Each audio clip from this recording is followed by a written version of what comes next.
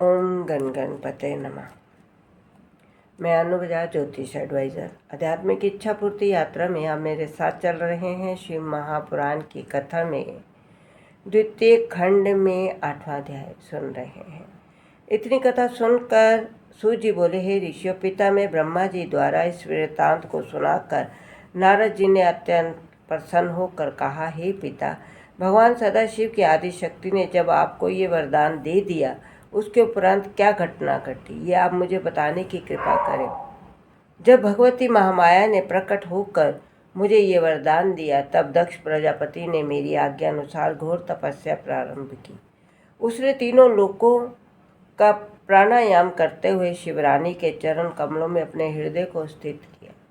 दक्ष के उग्र तप को देखकर श्री जगदम्बा ने अपने उसी शुद्ध, मनोहर एवं पवित्र रूप में प्रकट होकर दर्शन दिया, जिसका वर्णन मैं पहले कर चुका हूँ। दक्ष ने उन्हें प्रणाम स्तुति करते हुए, हे भगवती, मैं आपकी शरण में आया हूँ।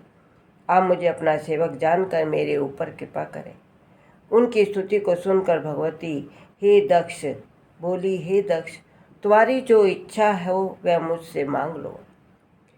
मेरे लिए कोई भी वस्तु अदेय नहीं है। यह सुनकर दक्ष ने कहा, हे मातेश्वरी, आप मेरी पुत्री बनकर मेरे घर में अवतार लें और हर के मन को मोहित करें। इस कार्य में मेरा ही कोई प्रयोजन नहीं है, अपितु तीनों लोकों का उपकार सन्निहित है। मैंने मोक्ष का वरदान न मांगकर आपसे ये प्रार्थना की है, ये आप मेरी प्रार्थना पूर्ण करें। दक्ष की प्रार्थना सुनकर भगवती महामाया ने कहा, हे दक्ष, तुम जो चाहते हो वही होगा। मैं तुम्हारी पत्नी के गर्भ से उत्पन्न होकर शिव जी के अर्धांगिनी बनूंगी, परंतु तुम अपने मन में किसी प्रकार का अहंकार न करना, अन्यथा तुम्हारा संपूर्ण गर्भ नष्ट हो जाएगा।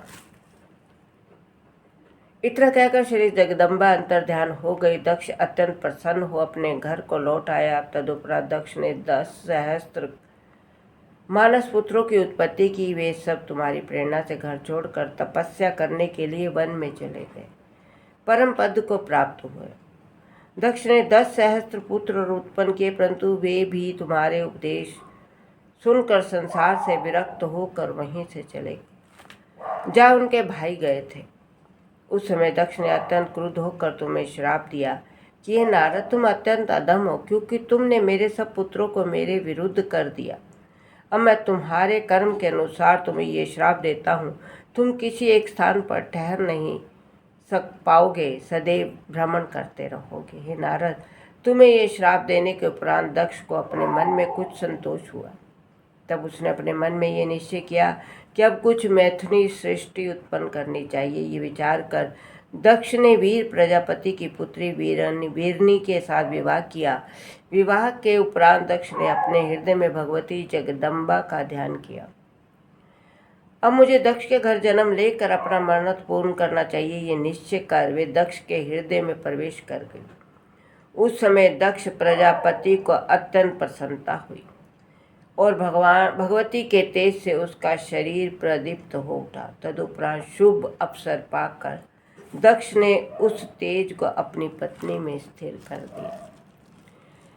शिव महापुराण की कथा सुनने के लिए आप मेरा अगला वीडियो देखिए। ओम नमः शिवाय।